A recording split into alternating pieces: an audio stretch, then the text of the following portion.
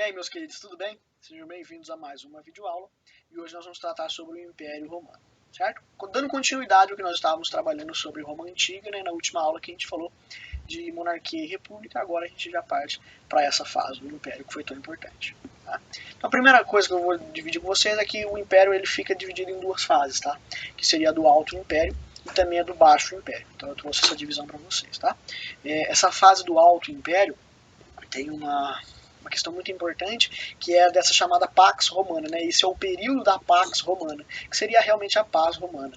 Então é um momento de esplendor, de crescimento, de desenvolvimento, de consolidação do Império Romano. Já o Baixo Império, então, é o contrário, é uma fase aí já final e de crise do Império Romano. Vocês vão perceber isso com as características e as informações que eu for passando para vocês. Bom, então, ó, o Alto Império ele recebe esse nome, foi um período de crescimento e conquistas do Império Romano. Por isso ele estava em alta, né? Nesse sentido, sim. O imperador, tá aqui ó, uma representação, ele era apoiado pelo Senado, que a gente lembra que na fase anterior, o Senado ele era a instituição mais poderosa, né? Durante a República, o Senado era a instituição mais poderosa, só que agora no Império ele continua existindo, só que quem vai ter o poder maior vai ser o imperador. Bom, ele continua existindo, em alguns momentos ajudando, estando ali junto com o imperador, em outros momentos se opondo a ele, diversas crises acontecendo nesse sentido, mas aqui, no geral, o imperador seria apoiado pelo Senado, que tem o seu poder reduzido, e ele controlava as decisões em todos os setores, tá? Então tem um poder bem centralizado na mão desse imperador, é nisso que vocês têm que se pegar. Tá? Novos territórios foram conquistados e a área de domínio do Império cresceu muito. Bom, tem aqui um mapa aqui demonstrando toda a extensão do Império Romano. A gente já vai chegar ali para vocês verem como realmente foi o maior império da antiguidade. Tá? O crescimento econômico vem junto com essa expansão territorial, com certeza, né? Então, e esse crescimento econômico devido às atividades comerciais, e o sistema econômico é baseado principalmente no trabalho dos escravos. Isso é muito importante, porque durante um momento aqui nesse Alto Império, esse trabalho baseado no escravo, ele é interessante porque ele demonstra pra gente que enquanto o Império estiver se expandindo e estiver tendo acesso a mais mão de obra, mais escravos, e a economia continua crescendo, porque tem mais território para comercializar, coisas diferentes e tem mais escravos para serem capturados. Tá? Agora, quando o Império para, ele se estagna, ele para de crescer, então ele para de ter acesso a novos mercados, a novas mercadorias, ele para de ter acesso a novas mãos de obras, nesse sentido começa a dificultar. Então, enquanto estava em expansão, ele estava muito bem, ele estava no seu auge. Quando ele para de se expandir, ele começa a enfraquecer, e aí depois ele começa a ser invadido, a gente vai ver isso também acontecendo. Tá bom? Uma outra característica importante desse período foram as disputas de poder, né? Eu já estava comentando com vocês. Muitas vezes marcados por conchavos e traições, que resultaram em inúmeras trocas na chefia do Império. Então, diversos imperadores aí que foram assassinados, diversos conchavos e brigas do Senado, dos políticos contra o imperador, de um imperador com o general. Muita confusão acontecendo nesse sentido, com certeza. Tá? E aqui eu vou comentar algumas vezes sobre o filme, né, do Gladiador, que caso vocês não tenham assistido ainda, assistam, que é um ótimo filme, porque ele exemplifica muitas dessas questões que realmente aconteceram lá, ele mostra para você e você consegue perceber, você consegue ter essa imagem desses acontecimentos, tá? Não precisa levar tudo ao pé da letra, assim como todos os filmes que trabalham com temas históricos, mas tem bastante coisa que a gente pode aproveitar ali. O que mais? Nas últimas décadas, o poder do Império começou a diminuir em razão de revoltas no exército e da elevação dos custos da sua manutenção. Então, quanto maior o Império, dá uma olhada no tamanho dele, maior e mais poderoso tem que ser esse exército para proteger todo esse território e enfrentar os seus inimigos. Só que ele fica cada vez mais caro. Então é nesse sentido daquilo que eu já estava trabalhando com vocês. O Império está crescendo, está tendo acesso a mais recursos. E o exército cresce mais para continuar acompanhando a expansão territorial. A partir do momento em que para de se expandir, chega nesse tamanho máximo aqui, ó, as bordinhas em laranja aqui demonstram a extensão máxima do Império, aí o exército tem que ser muito grande para conseguir controlar todo esse território, só que agora ele está estagnado. Então agora é só manter o exército, mas o exército não está conquistando mais riquezas. Ele está sendo pago só para manutenção de tudo aquilo que já foi conquistado. Nesse sentido ele vai ficando cada vez mais caro. entendeu? Então já vem um prejuízo relacionado a isso, tá? Então essa aqui é a extensão máxima do nosso Império Romano. E aí vamos partir para a próxima fase, que é a fase do Baixo Império. O que nós temos de informação nesse Baixo Império? Primeiro que essa é a fase marcada por crises que levaram à decadência do Império. Já enumerei aqui para vocês alguns dos fatores que demonstram para a gente que realmente é um momento de decadência, de crise do Império. Primeiro, a perda de poder e a diminuição do crescimento econômico. Devido ao quê? Principalmente a redução das conquistas territoriais. Então esse Império Romano em expansão ele se dava muito bem. Agora que ele parou de se expandir, ele está começando a ter problemas. É isso que eu já estou batendo bastante nessa tecla para que você entenda ela, que ela realmente é muito importante. O que mais? Diminuição na arrecadação de impostos, aumenta ainda mais a crise econômica, assim como a dificuldade em manter caro o exército. Expliquei essa questão para vocês agora há pouco. Percebeu? O que mais? Todos esses problemas fizeram com que o Império tivesse suas fronteiras fragilizadas. Tá difícil de manter o exército para proteger todo esse território, e aí as fronteiras ficam fragilizadas, e aí os inimigos do Império começam a atacar. Tá? Então ele fica mais vulnerável e fica mais suscetível às invasões. Tá? Vou falar um pouquinho sobre elas já, sobre as invasões bárbaras. Tá?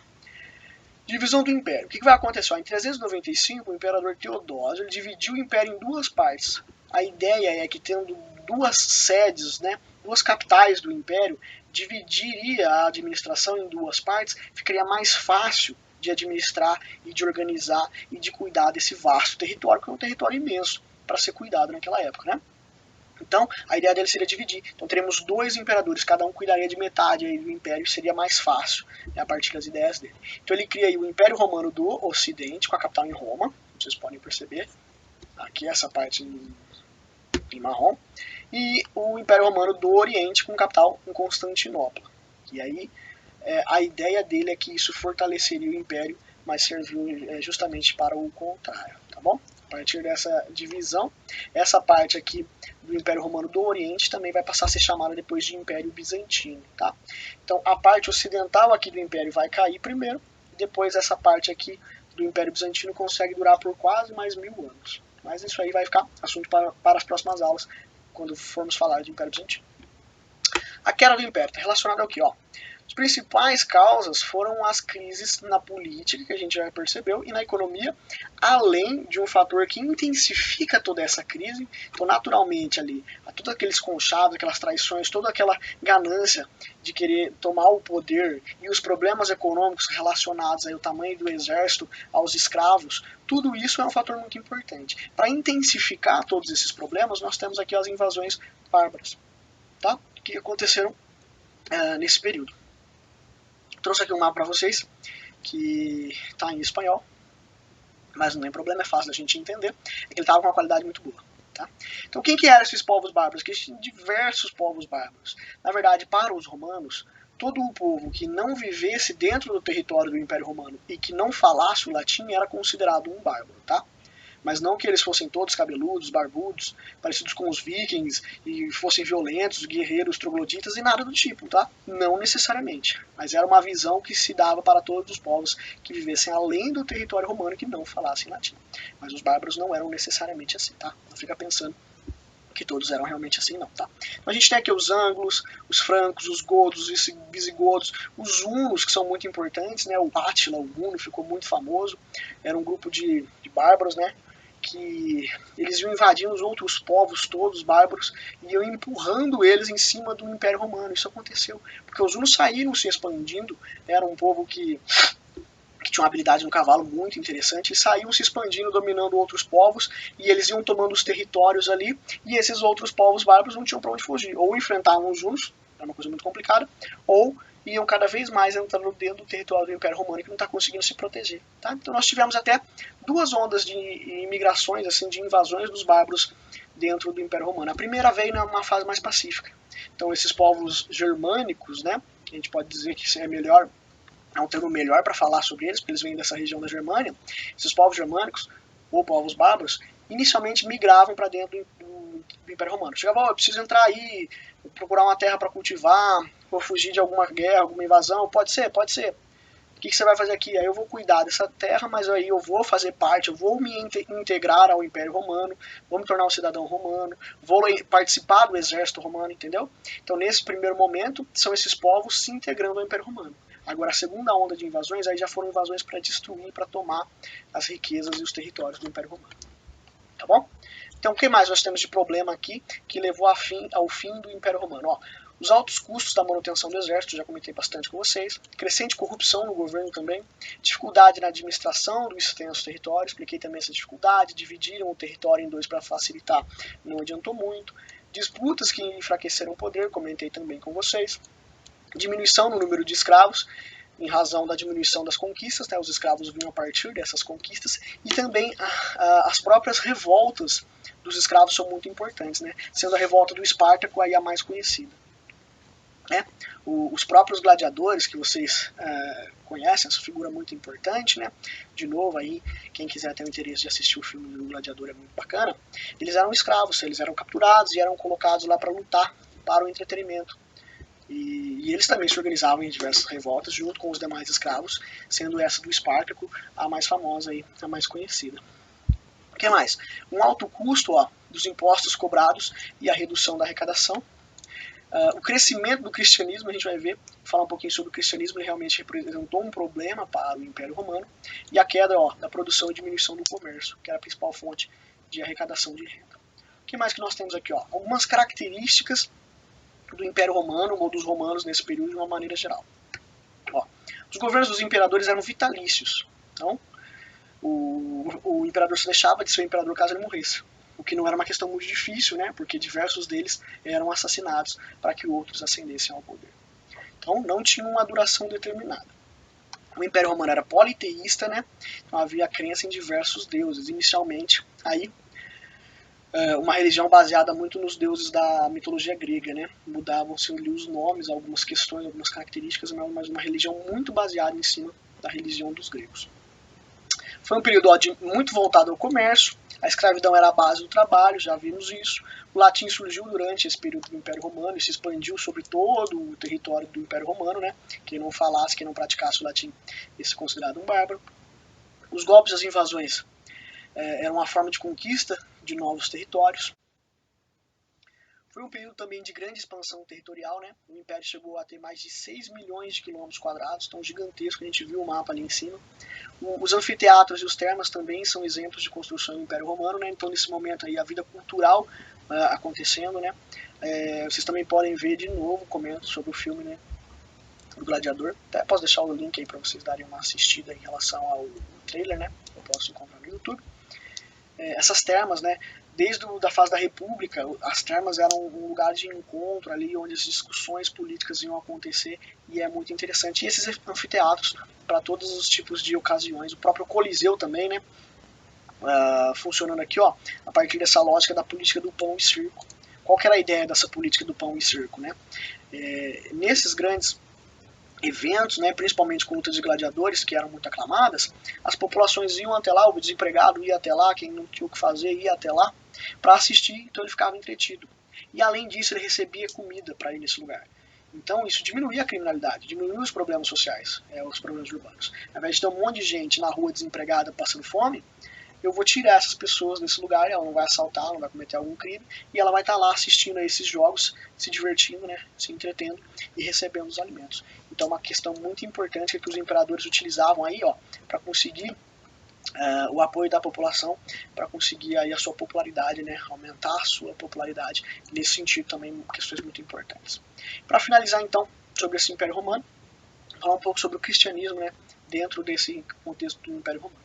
Então, inicialmente os cristãos foram impopulares em Roma. Por quê?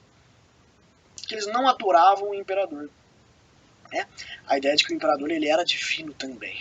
Agora, para os cristãos, existe apenas o Deus único. Então não tem como cultuar Deus e o imperador.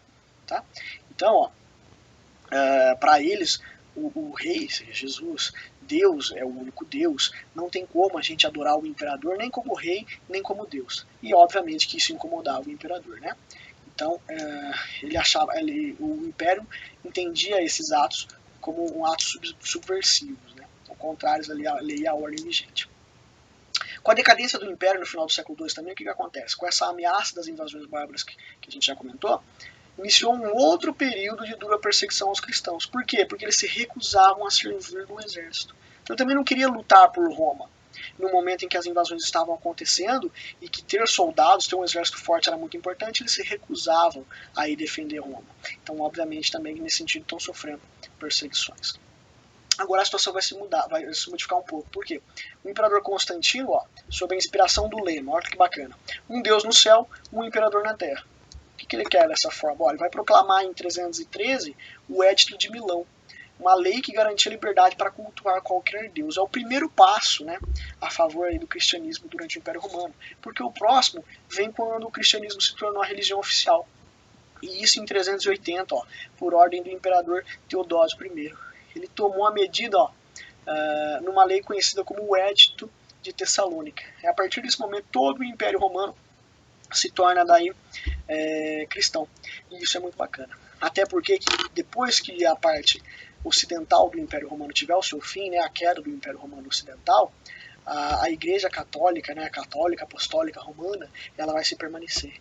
Então a religião cristã, a Igreja, vai ser a única instituição do Império Romano que vai permanecer e depois vai se aliar aos diversos reinos romano-germânicos, né, a mistura daí desses povos.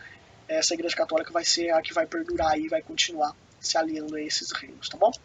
Obviamente que a questão da herança cultural de Roma é muito forte em relação ao direito, em relação ao próprio latim que deu origem a diversas outras línguas, as questões culturais todas são muito abrangentes. Mas a religião é o que vai ser importante porque ela vai dar continuidade, né? A Igreja Católica nesse sentido, para a gente trabalhar daí com os próximos períodos lá, relacionados a esses reinos romanos-germânicos, feudalismo, e aí já entrando na Idade Média. Porque quando o Império Romano do Ocidente cai, né, vocês já sabem que a gente separa daí a história antiga, terminando aqui, e começa a trabalhar daí com a história medieval, tá bom? Espero que vocês tenham gostado, tenham entendido. Qualquer dúvida deixa aí, eu esclareço para vocês. Muito obrigado, valeu e até a próxima.